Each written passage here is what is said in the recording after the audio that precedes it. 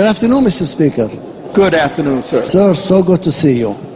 Good Mr. to see you, Speaker, sir. I do have a fundamental problem with this piece of legislation. And I may be the only one, and I may be the only no vote.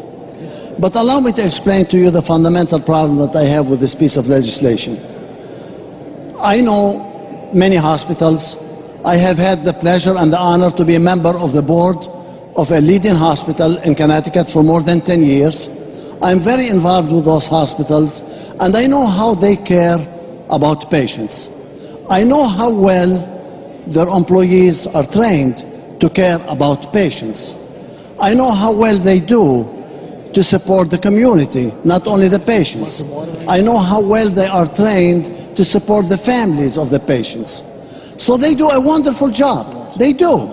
So what we are trying to do with this piece of legislation is dictate to people what they have to do.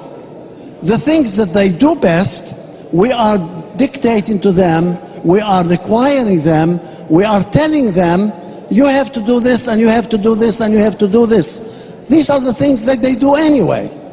You know, who are we as legislators to just legislate to professionals how to do their job? And that concerns me, quite honestly, Mr. Speaker, because I know they do their job. So if I look at this, and I know how professional they are, how they conduct their business with professionalism and extra care, and then we have to tell them that you shall. So in line 2, we say we are requiring you. We are not asking you. We as legislators are requiring you to do this. And then on line 9, we say to them, we want you to share this knowledge and everything that you have done. But we want you to know that this is no cost to you. Everything has a cost. Everything costs money. Every training costs money. Now, when you do this training, you're going to have to put a procedure in place, and you have to apply these procedures and the policies. You have to disseminate them to everybody, and you have to conduct regular trainings. So what we are telling people is, we know that you can do your job, we trust you to do your job, but we are legislators, and we are going to legislate to you how to do your job. And quite honestly, Mr. Speaker, it just bothers me. It really does. Because, you know, we are legislators. We are not professionals. We are not hospital professionals. Each one of us has our jobs. You have yours, Mr. Speaker, and respect yours. And I know that you respect mine. You don't tell me how to do my job, and I don't tell you how to preach to your constituents. And, you know, this is the problem that I see.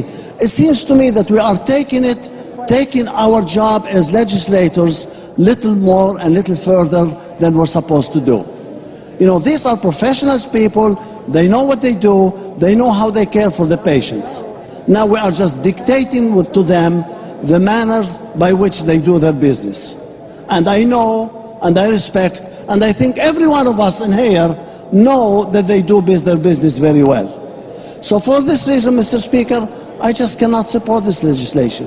With good conscience, I cannot tell hospitals in this case that this is an unfunded mandate. It's something that you have to do. It's going to cost you money. And by the way, we are cutting the rates of Medicare and Medicaid on you. You are losing money every day that you do your job, but we want you to do more, and we want to tell you what to do. And to me, Mr. Speaker, that's an overreach. And for this reason, Mr. Speaker, I intend not to support this legislation. Thank you, sir.